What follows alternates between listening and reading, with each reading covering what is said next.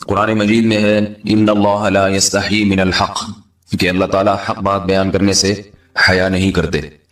حدیث میں بھی بعض ایسے مسائل کو اللہ کے رسول نے بیان کیا ہے صلی اللہ علیہ وسلم نے جو بظاہر حیا کے خلاف ہیں، مگر اس لیے بیان کیا کہ اگر آپ صلی اللہ علیہ وسلم بیان نہ کرتے تو لوگ ان بے شرمی کے کاموں میں مبتلا ہو جاتے۔ اسی وجہ سے میں بھی یہ ہمت کر رہا ہوں کہ ایک اور ایسا گناہ جس میں لوگ مبتلا ہیں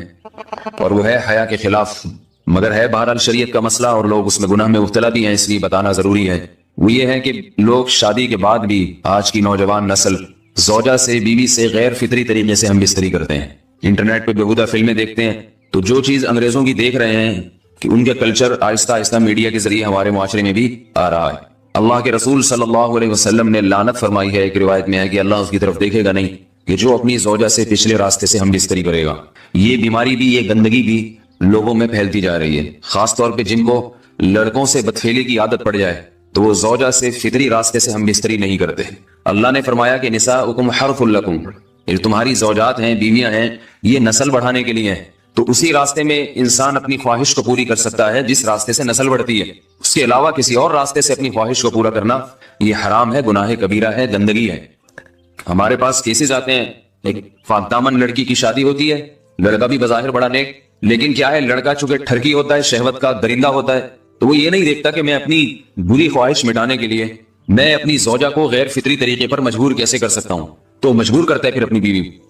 اس میں جو عورتیں زیادہ پاک دامن نہیں ہو، نیک نہ ہو، یا ان کو یہ ڈر ہو کہ طلاق ہو گئی تو ہم کہاں جائیں گے، وہ پھر اپنے شوہر کے ساتھ اسی غیر فطری طریقے پر آمادہ ہو جاتی ہیں، اور اس کا عذاب اور اس کا وبال یہ ہوتا ہے کہ کچھ دنوں میں ان کو بھی اسی کی لت پڑ جاتی ہے۔ انسان جب بھی کوئی غیر فطری راستہ اختیار کرتا ہے، آخرت کا عذاب تو بعد میں، دنیا کا عذاب یہ آتا ہے کہ پھر اس کو لذت فطرت میں آتی نہیں ہے، تو جو راستہ اللہ نے رکھا اس میں اس کو لذت نہیں آئے گی، وہ گندگی میں ہی گھسنے کی کوشش کرے گا، اس کی بھی فطرت خراب ہو جاتی ہے، اور جس کے ساتھ یہ بدفعلی کی جائے اس کی بھی فطرت خراب ہو جاتی ہے، وہ بھی پھر کسی کے قابل نہیں رہتے۔ تو اپنے جان پر رحم کرنا چاہیے۔ ہم انسان ہیں، ہم درندے نہیں ہیں، ہم گھوڑے نہیں ہیں، ہم گدھے نہیں ہیں، ہم جانور نہیں ہیں، ہم انگریز نہیں ہیں۔ انگریز نے تو